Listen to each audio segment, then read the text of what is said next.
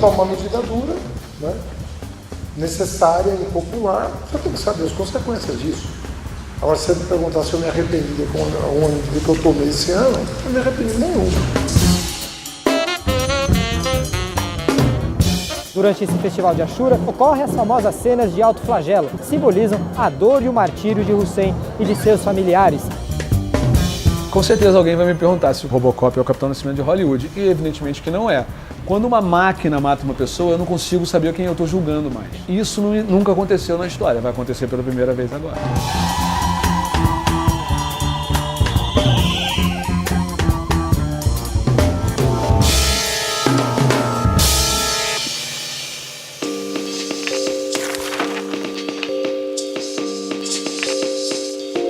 Boa noite. Às vésperas de completar um ano de sua administração, o prefeito de São Paulo, Fernando Haddad, segue como um dos piores avaliados numa pesquisa Datafolha. O Haddad tem hoje 18% de índice ótimo e bom, equivalente a outros prefeitos como Gilberto Kassab e Celso Pitta, que tinham nessa mesma época do ano e tempo de administração percentuais parecidos em torno de 15%.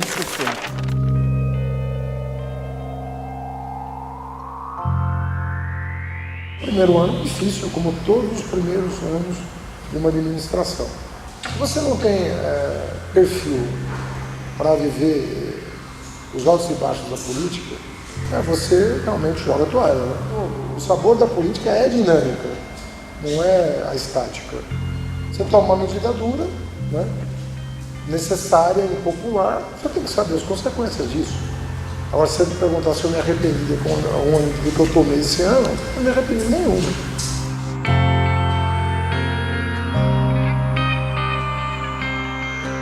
Eu acho que ele está tentando, né, fazer alguma coisa. A intenção dele era melhorar o transporte público, né? Essa faixa de ônibus que piorou o trânsito na cidade inteira.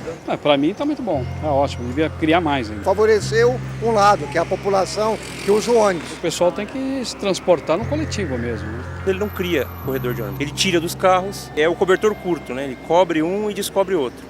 Na verdade não melhorou, assim, ficou um pouco mais rápido. A cobertura nos pontos de ônibus. Antes tinha cobertura aqui, agora tiraram. O negócio é essas aves aí que tem que podar e como é que tá. O verde só tá lá em cima, aqui no chão não, sujo. A limpeza da cidade. Tudo bem, né? A sociedade também não ajuda muito. O problema realmente é a limpeza, né? Esses casos de corrupção que estão aparecendo o tempo todo e que ele diz que vai ser levado a sério. Eu quero ver, né, se vai ter algum resultado realmente, se vai ser só esse discurso eleitoral. Eu acho que tem que dar tempo para ele, porque o cara não tem nem um ano que está aí. Já deu tanto tempo para quem não merecia, né, que custa mais um pouco. Vocês acham que essa avaliação que o paulistano está fazendo do prefeito é uma avaliação justa ou está se cobrando demais para um primeiro ano de administração? Eu acho que o Haddad não teve realmente um grande primeiro ano. A popularidade baixa dele, eu acho que vem, sobretudo, do aumento do IPTU, que agora está ameaçado na justiça, e o aumento da tarifa de ônibus, que ele foi obrigado a recuar, ou seja, medidas que mexem diretamente no bolso das pessoas, né? Na campanha, quando perguntado sobre o que eu faria com a tarifa, eu disse que daria um aumento abaixo da inflação, que foi exatamente o que aconteceu. Então eu não descumpri nenhum compromisso de campanha em relação a esse tema. Quando você fala da tarifa de ônibus, esquece da tarifa de metrô, que o governador aumentou, da tarifa do Rio de Janeiro, que o Eduardo Paes aumentou, da tarifa do Estado do Rio de Janeiro, que o Sérgio Cabral aumentou. As manifestações começaram aqui, é verdade, mas elas foram até maiores no Rio de Janeiro do que foram aqui. Eu entendo até que existe uma certa... mais fácil tentar responsabilizar o PT, coisa que vale. Mas sempre é mais fácil lidar com isso. Mas acho que não, é uma questão de Estado. Acho que outro ponto também é que ele foi eleito com uma expectativa muito grande, né? Ele se anunciou como um homem novo, prometeu um tempo novo, e a cidade, por mais que ele seja estrangulada e seja endividada, as pessoas não têm muita paciência. As pessoas também estão com uma certa impressão de que a cidade está um pouco descuidada na manutenção geral do dia a dia, ou seja, lixo, iluminação. Isso também afeta muito a percepção das pessoas sobre o poder público.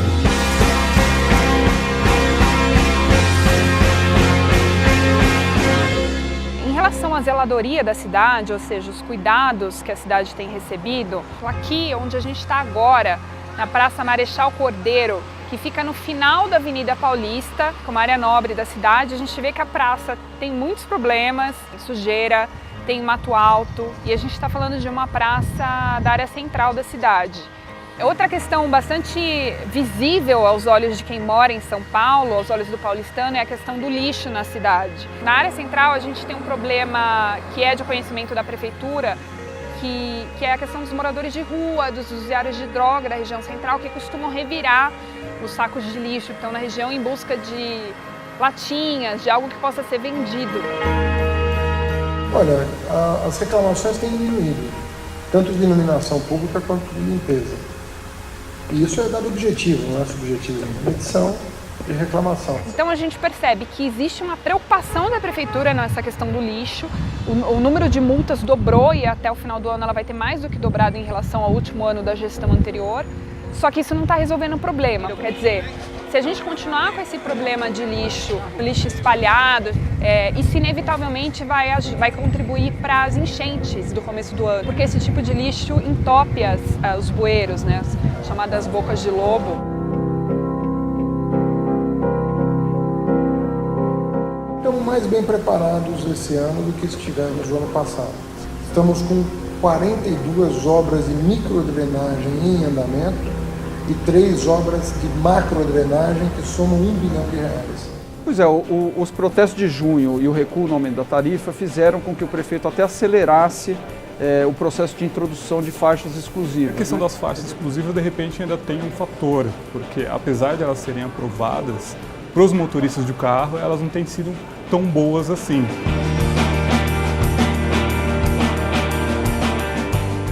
A minha campanha foi vitoriosa em grande medida porque tocou nas questões da mobilidade urbana com propostas interessantes. Faixa exclusiva, corredores de ônibus, bilhete único mensal. Eu não acho a faixa de ônibus impopular, né? Segundo o Datafolha tem 90% de aprovação, acho que bastante.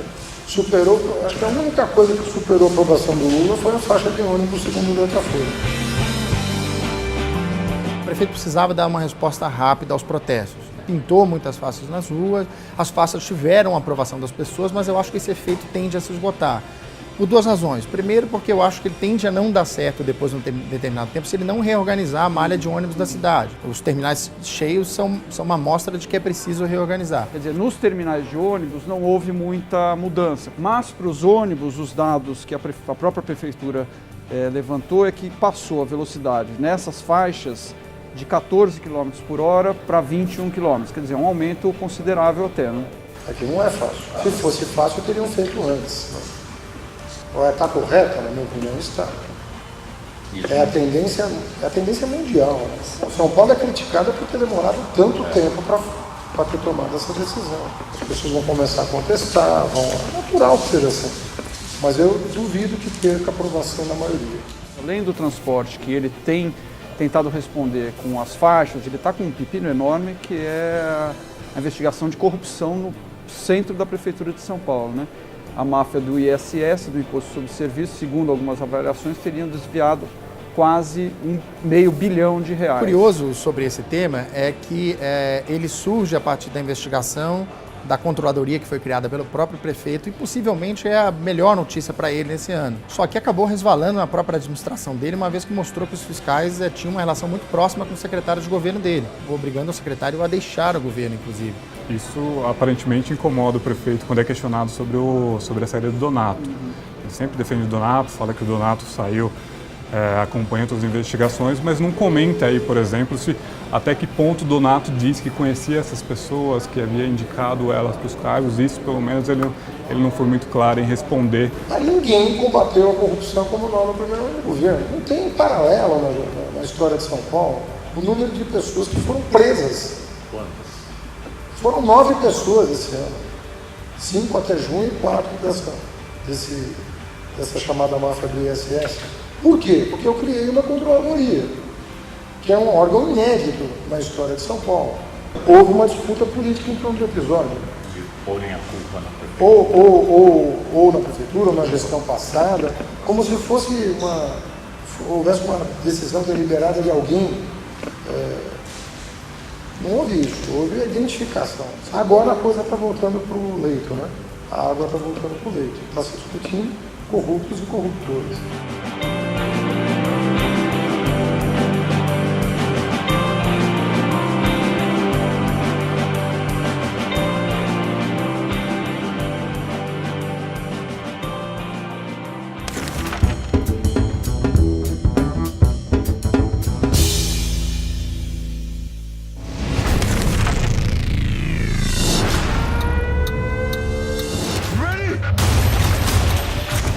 O meu filme, o Robocop que a gente fez, não é um filme montado, estruturado dramaturgicamente nos moldes de um grande filme de super-herói Hollywood. Não é.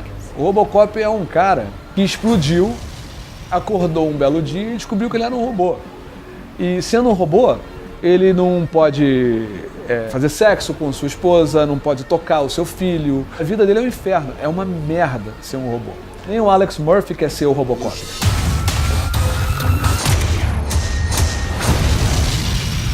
Com certeza alguém vai me perguntar se o Capitão Nascimento é o Robocop é o Capitão Nascimento de Hollywood, e evidentemente que não é.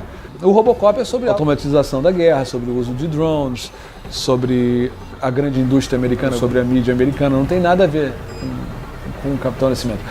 When the machine fights, the system releases signals into Alex's brain, making him think he's in control. But he's not. It's the illusion of free will.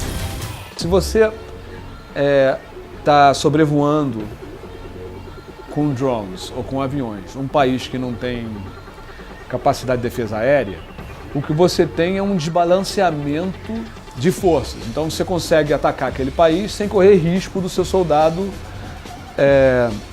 morrer, né? Isso existe ao longo da história, existiu ao longo da história da humanidade repetidas vezes. Toda vez que uma civilização, por exemplo, quando Cortés encontrou os índios no México, aconteceu isso, né?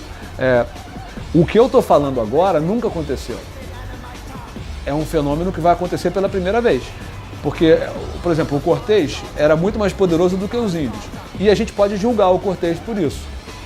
Quando uma máquina mata uma pessoa, eu não consigo saber quem eu estou julgando mais. Isso nunca aconteceu na história, vai acontecer pela primeira vez agora. This is the future of American justice. O Robocop não é sobre polícia e bandido. E os tropas também não são sobre polícia e bandido, e nenhum ônibus. Tem polícia e bandido no filme, mas eles são sobre violência urbana e o que causa violência urbana. No ônibus 174, você segue o Sandro e vê como as pretensas, né, organizações sociais que têm como função tirar um menino de rua e formar o menino de rua para ser um cidadão, transformam o menino de rua num criminoso violento. E o Tropa de Elite é a mesma coisa do ponto de vista da polícia, né? A gente faz o Sandro e a gente faz o Nascimento, faz os dois Nascimentos, né? Porque o Sandro também era Nascimento. E aí eles se encontram na rua e a gente se pergunta, por que será que o Rio de Janeiro é tão violento, né?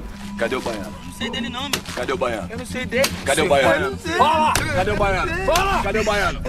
Pode ele no saco. Você nunca ganha da violência, você tem que sempre estar atento a ela, da agressividade. Você tem que sempre criar estruturas sociais e normas e leis que promovam uma interação entre os indivíduos que não gere violência. E é difícil fazer isso. Então, você acha que os Black Blocs no Brasil iam ser pacíficos? O Black Bloc é o quê? É o cara da raça rubro-negra? Não, pode ser que seja. Sabe? Ou será que o Black Bloc é o aluno da PUC, intelectual de sociologia? Eu não sei quem é o Black Bloc, eu não sei. E eu não li nenhum estudo que me diga quem é o Black Bloc. Mas eu não me espanto que no meio de um fenômeno social que é maior e muito maior do que os Black Blocs, que aconteceu recentemente no Brasil, começou com o ônibus, né? E aí, nesse fenômeno social, participou quem? A sociedade. A polícia foi lá e fez o que a polícia faz. Aí as pessoas reagiram, né? E aí foi crescendo, a mídia falou o que achava. Esse fenômeno social, era evidente que ia ter um pedaço dele que ia ser violento. É óbvio que ia ter, né? Podia não ser os Black Blocs, mas que ia ter alguma violência nesse fenômeno, ia ter, porque a polícia é violenta, porque como é que dizia um amigo meu, nós podemos evitar o evitável. O inevitável é inevitável.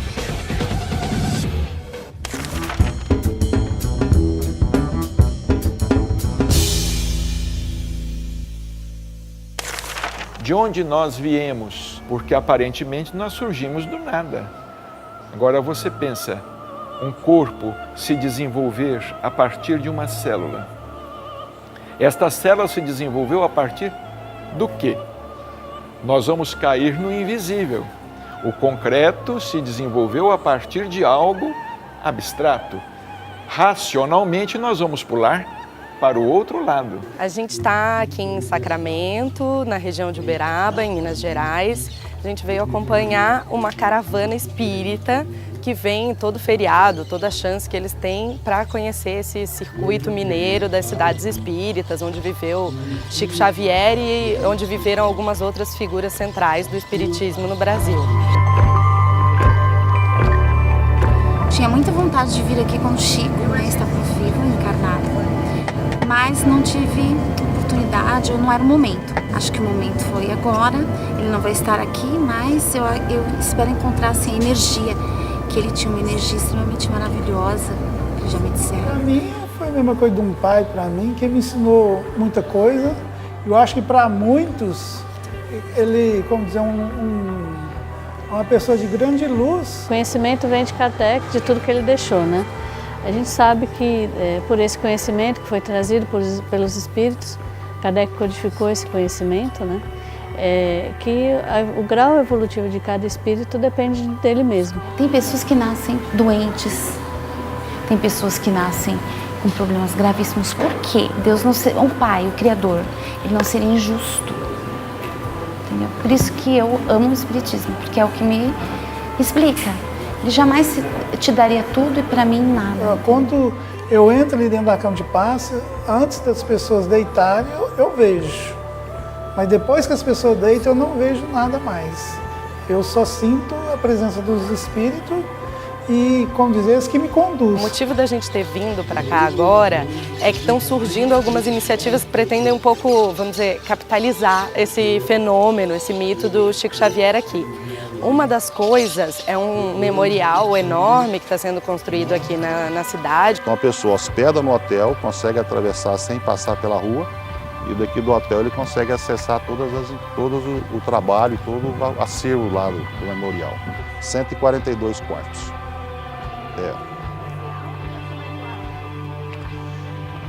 Ele vai ser um hotel temático e simbolizado com o nome do Chico.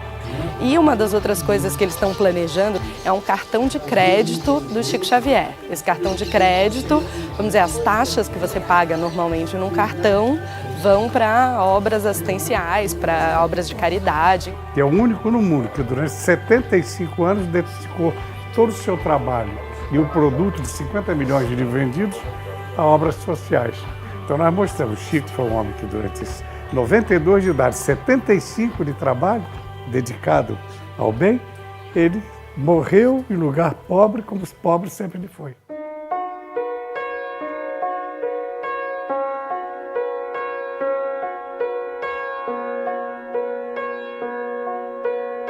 Uma das outras atividades que a gente acompanhou aqui com a Caravana Espírita foi um ritual de psicografia. A única carta que se diferenciou um pouco, que foi curioso assim, foi uma carta que chegou a fazer propaganda de um dos livros do médium. Eu não sei o que os espíritos escreverão, porque eles escrevem sob a orientação dos mentores da casa, dos espíritos amigos, digamos assim, dos técnicos no chamado intercâmbio mediúnico. A experiência foi algo assim que eu nunca senti na minha vida. Assim, eu sentia a presença, eu me envolvi muito, né? Eu me envolvo muito. Mentalizo Jesus e me envolvo. Porque se você não se envolver, se você não acreditar, não tem o porquê de você fazer. Porque tem pessoas que veem Jesus o divino, né? Eu vejo Jesus o meu amigo. Entendeu? Me dando a mão, a gente conversando, batendo papo.